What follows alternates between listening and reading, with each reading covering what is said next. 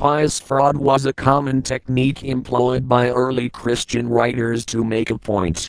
Their intention was to convert anyone and everyone by any means available. One of the more persuasive methods was to write a text and falsely tell others that it was written in first person. For example, the four canonized Gospel tales were not written by Matthew, Mark, Luke or John. That has been a well-known fact for about 200 years. And to this day, no one knows who the Gospel stories were written by. These texts are perfect examples of pious fraud. Pious fraud is the foundation of the deception known as Christianity, and it continues to this day.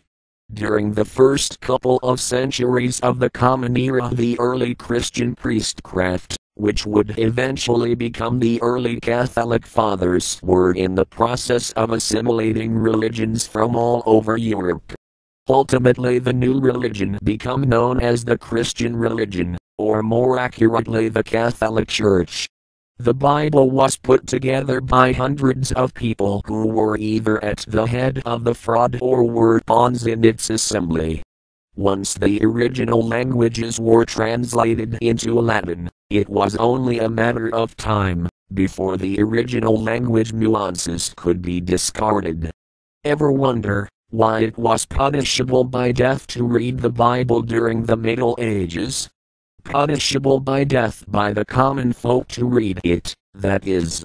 Well, the reason was that the priestcraft was well aware of the errors, inconsistencies and flat-out lies that riddled the Bible. If the common man found out, it could have been the death of the Church's authority, power and control over the masses. And since the original languages are rarely, if ever, used by those who read the Bible, well, those who actually read it, the fraud is perpetuated. When a pious fraud is knowingly perpetuated in the name of power and money, you have deception. Remember, 1700 to 2000 years ago, when these texts were being assembled into a New Testament, the vast majority of humanity was illiterate. Science was not known. Demons rules the world.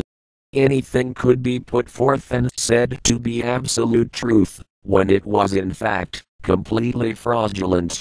What is the implication of this? The implication is self-evident. The story of Genesis, that Christian proselytizers love to advance, although it is part of the much older Jewish texts, is a complete and utter forgery.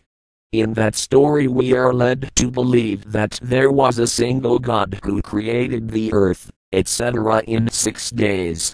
Not only has science proven the timeline to be completely false, the religious aspect is a complete fabrication. At the time that the Genesis story was supposed to have been written, the Hebrew people were not monotheistic. That's history. They believed in many gods and Genesis proves it. The story actually goes back to before the Hebrews were distinct people. It is not Hebrew in origin. Pious fraud in translation. Let's take a look at the very first words of the book of Genesis. Note very carefully that the Hebrew culture, at the time of this writing, was not monotheistic, but rather polytheistic. Will your priest, minister or preacher tell you that? No. But you can find out for yourself with a simple dictionary. The Hebrew word for God is El, the plural is Elohim, gods. What is the first sentence in the Bible? In the beginning God created the heaven and the earth, General 1:1. Here is Genesis 1:1 in Hebrew, transliterated into the Latin alphabet, of course. Bereshith bara Elohim, etc. In beginning created, the gods, the heavens and the earth. In the same chapter the word Elohim, gods, is used 30 times. Those gods are the ones who created the universe in 6 days. To clarify, Here is the translation of the Hebrew text of Genesis 1. Notice how Jewish and Christian fathers don't bother to tell you what the original text says. They would like you to believe that a single God created everything. But they messed up big time and actually translated it properly. In plain English, the translation reads, "Let us make man in our image." Here are 3 examples of the Hebrew plural gods mentioned in Genesis 1. And said Elohim, gods, let us make man, Adam, in image our, after likeness our, 1:26. 2. And when Adam had eaten of the forbidden fruit of the tree of knowledge, the Lord God said, Behold, the man has become like one of us, to know good and evil, 3:27. 3. And when the Tower of Babel was being built, the Lord left square bracket head, Yahweh right square bracket said, Come, let us go down, etc. When speaking of the Hebrew deity, Yahweh, Elohim, gods, is used in the Hebrew texts, the plural Elohim is used 2,570 times. It is always falsely translated to the singular God, thus falsely making us believe that this text was written at a time when the Hebrew people were monotheistic, when it clearly is the case, written at least 2,570 times, no less that they were not. In the 3 Genesis verses above, there are 3 different designations of the Hebrew deity or deities, Elohim, gods, falsely translated God. Lord God, head, Yahweh Elohim, and Lord, head, Yahweh. Yahweh is the proper name of the Hebrew God, which, in English, is Jehovah. Yahweh Elohim is a Hebrew construct which is translated to Yahweh of the gods. Invariably these personal names were falsely translated Lord and Lord God, respectively, for purposes of pious fraud. First man, first woman.